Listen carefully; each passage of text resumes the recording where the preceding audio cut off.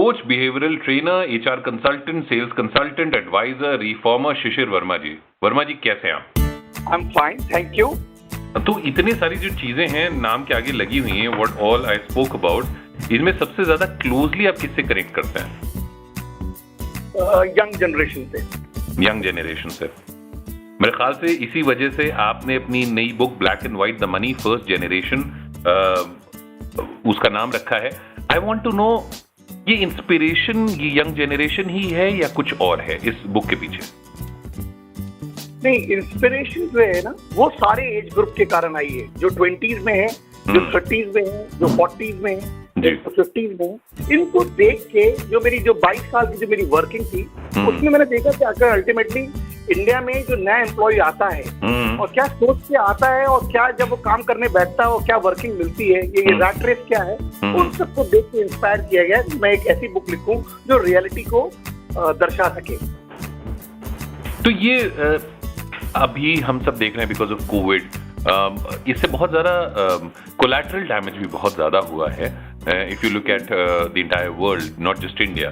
तो आपको क्या लगता है कि करंट सिनेरियो में ये black and white the money first generation कितनी रेलेवेंट है? अगर आप मुझसे देखोगे तो ये माइंडसेट से बुक लिखी गई है, एम्प्लॉयर के और एम्प्लॉय के। अगर आप ये देखो, जो कोविड सिचुएशन है, आप आज की बात से या आप कह सकते हो 2020 के बाद से, हम दो तरीके से इसको देखेंगे। 2020 के पहले की मानसिकता और 2020 के बाद की मानसिकता क्या थी।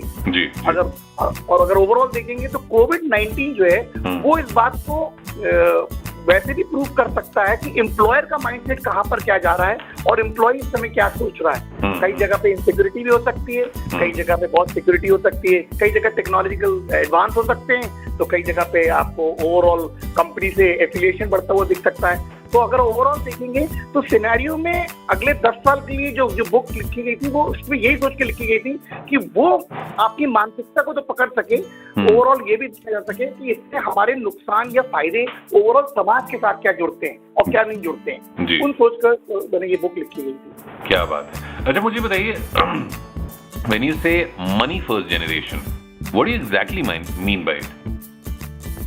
ओके, देखिए ऐसा है कि I am actually born in 70s, ओके। तो जब हमने अपना कल्चर स्टार्ट किया था working in the year 1990s, तो 1990s की एक वर्किंग है, 2000 की एक वर्किंग है, 2010 ऑनवर्ड एक वर्किंग है और 2015 के बाद जमीन आसमान का फर्क है वर्किंग में जी।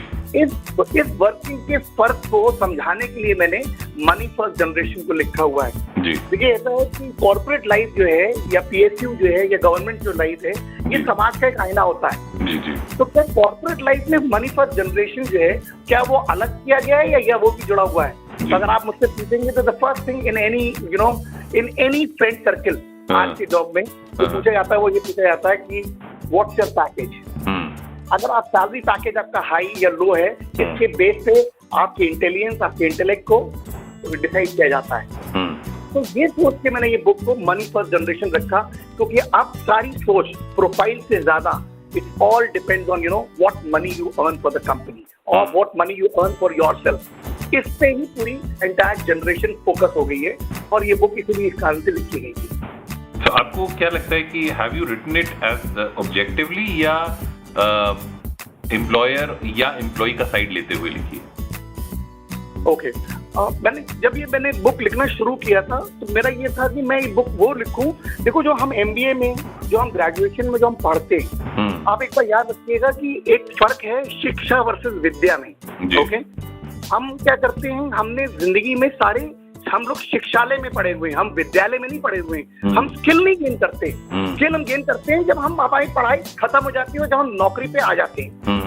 तो जब आप नौकरी पे आते हो तो आपको पता लगता है कि जो नौकरी है उसमें हमने स्किल कितने ऐड किए हैं, वो आपके जॉब में आपके एक्सपीरियंस के साथ ऐड होते हैं। तो आप सोचिए कि आपने 12 साल की एजुकेशन हो या 16 साल की एजुकेशन हो, वो आपने सिर्फ पढ़ाई करी है, वो सिर्फ नॉलेज गेन करी है। स्किल आप जो गेन करते हो वो धीरे धीरे करते हुए जॉब में गेन करते आते हो। तो जो इसका जो बैकग्राउंड है वो ये सोच के लिखा गया था कि जो एम्प्लॉय आता है, जो आदमी को पहली बार प्रमोशन होकर असिस्टेंट मैनेजर या मैनेजर बनता है, या जो आदमी पहली बार एचओडी बनता है, तो वो लोग के स्ट्रगल पॉइंट्स क्या हैं और एम्प्लॉयर के स्ट्रगल पॉइंट्स क्या हैं, कहाँ हुए। तो जो ब्लैक साइड है वो dark shades of the corporate और ऑफ द वर्किंग है, और जो व्हाइट है वो सोल्यूशन है, आखिर कहाँ पर अच्छा हो रहा है और क्या अच्छा हो रहा है और क्या अच्छा होना चाहिए। तो मैंने उन दोनों साइड को लेके ये बुक को लिखा है। तो what advice do you have for the current employees? Because किसी से छुपा नहीं है कितने layoffs हो रहे हैं, कितने pay cuts हो रहे हैं. How to deal with this current situation? देखिए, पहली चीज तो ये है कि जब आप न्यूज़पेपर खोलते हो ना, तो आपको कोई पॉजिटिव साइड नहीं दिखती है, पर जब आप अपने पेरेंट्स के साथ रहते हो तो आपको सिर्फ पॉजिटिव साइड से बात करनी होती है। कितना बड़ा डाइकोटॉमी है। जी जी। तो अगर आपको ये फर्क अगर दूर करना है और आप ये चाहते हो कि एम्प्लॉइज कैसे इसको दूर कर सके या क्या उनके लिए एडवाइस हो सके, तो always start that your first 5 years defines your career.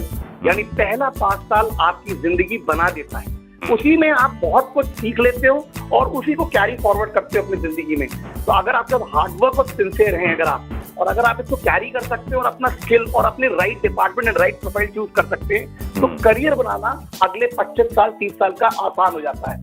ये मैं चाहता हूँ कि this should be an advice I would like to give to all the youngsters of the country. क्या बात है।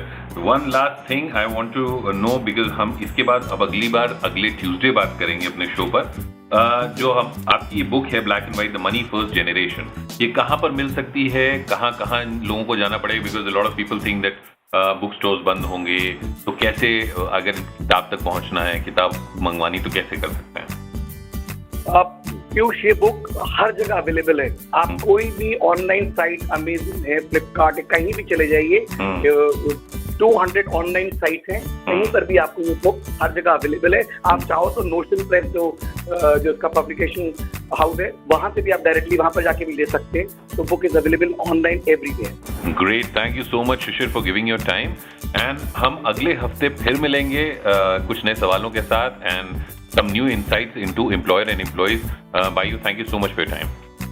Thank you, Piyush. Thank you. Thank you. Bye-bye.